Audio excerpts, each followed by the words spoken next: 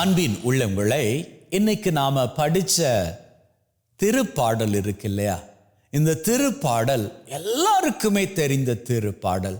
கிட்டத்தட்ட 2000 மெலடிஸ் ஆங்கிலத்தில் இந்த திருப்பாடலுக்கு போடப்பட்டு இருக்கிறது. இன்னும் அதிகமாக கூட இருக்கலாம் என்று சொல்லலாம். 2000 அல்ல, அதை விட அதிகமான மெலடிஸ் கூட அதற்கு போடப்பட்டு இருக்கிறது. திருப்பாடல் 23.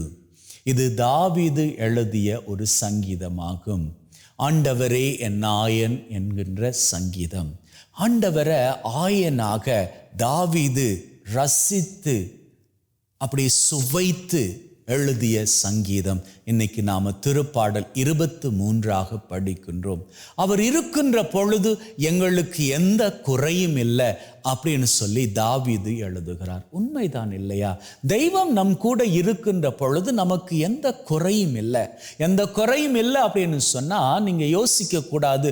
அப்படின்னா எங்க உடம்புல வியாதி இருக்குதே, இதுவரை நாங்க அடைக்க முடியாத கடனோடு இருக்கிறோமே, திருமணமாகியும் குழந்தை பாக்கியம் இல்லாம இருக்கிறோமே, அப்ப இதெல்லாம் குறை இல்லையா?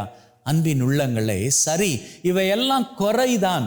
ஆனா இந்த குறைகளை நிவர்த்தி செய்வதற்கு அப்படின்னு சொல்லி நம்முடைய தெய்வம் நம்முடைய ஆயனாக இருக்கின்றார். அவர் நம்முடைய ஆயனாக இருக்கின்ற பொழுது எல்லா குறைகளையும் அவர் நமக்கு நிவர்த்தி செய்து வைப்பார். அப்ப நாம என்ன பண்ணிக்கணும்? நாம் மந்தைகளாக அவரை அண்டி செல்ல வேண்டும். நாம் தான் அவரை அண்டி செல்ல வேண்டும்.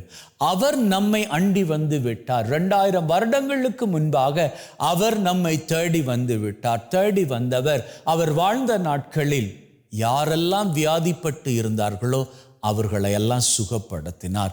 யார் யாருக்கெல்லாம் என்னென்ன தேவைகள் இருந்தனவோ அவற்றை எல்லாம் அவர் நிவர்த்தி செய்தார். அதே போன்று இன்றைய நாட்களிலும் அவர் செய்ய தயாராக இருக்கின்றார். 2000 வருடங்களுக்கு முன்பாக இருந்த அந்த வல்லமை இன்னைக்கும் தெய்வத்திடம் இருக்கின்றது.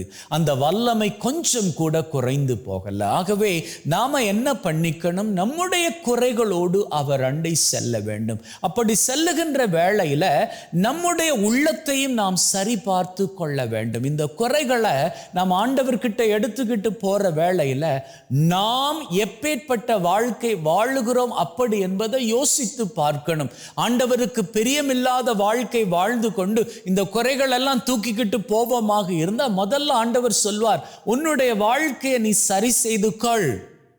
நீ என்னென்ன காரியங்களை எல்லாம், என்னென்ன தீமையின் காரியங்களை எல்லாம் இதுவரைக்கும் உன்னுடைய வாழ்க்கையில கெட்டியாக பற்றி பிடித்து கொண்டு இருக்கிறாயோ அவற்றை முதல்ல உன்னுடைய வாழ்க்கையில இருந்து தூரமாக தூக்கி போட்டு விடு.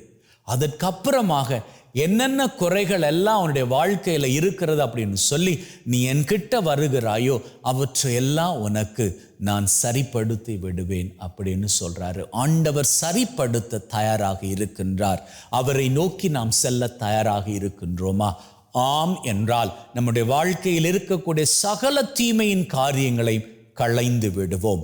எந்த ஒரு எக்ஸ்கியூஸும் சொல்லாம ஆண்டவருக்கு முன்னால் நம்முடைய அத்தனை தீமையின் காரியங்களை நாம் களைந்து விட்டு அவரை நோக்கி நாம் ஜெபிப்போம்.